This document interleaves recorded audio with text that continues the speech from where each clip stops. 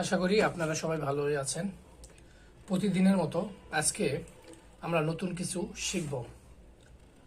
আজকে টপিক আমাদের সহজেই গুণ করা। কিভাবে সহজেই আমরা গুণ করতে পারি তা আজকে এই ভিডিওর মাধ্যমে আমরা দেখব।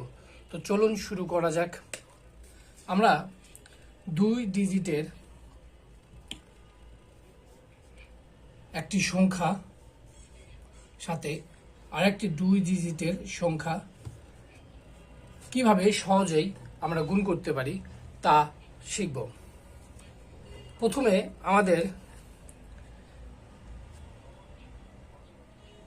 গুণের নিয়মে এর একক ঘরের সাথে উপরের একক ঘরের গুণ করতে হবে। 3 আষ্টে 3 আর 8 গুণ করলে 24 হয়।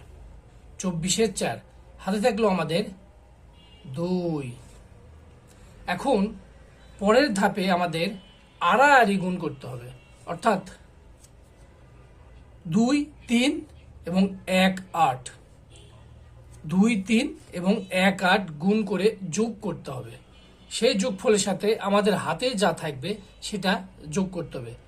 যেমন 2 আর 3 গুণ করে কত পাই? 2, 3 যোগ 1 আর 8। 1 গুণন 8 আর হাতে কত ছিল? 2 যোগ 2 সমান সমান কত হয়? 3 দ্বিগুণ 6 যোগ 8 একে 8 যোগ 2 সমান সমান 16।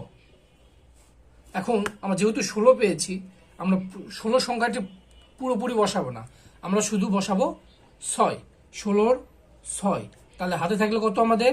1। এবার হাতে থাকলে কত? 1।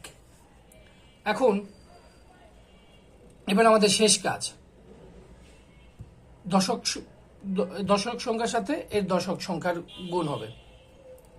দশক স্থানীয় সংখ্যার সাথে এর দশক স্থানীয় সংখ্যার গুণ এবং হাতে 1 যোগ করে আমাদের যোগফল বসালে আমরা গুণফল পেয়ে যাব। যেমন 1-এর সাথে 2 গুণ করলে 2 হয় এবং আমাদের হাতে ছিল 1, তাহলে মোট হলো 3।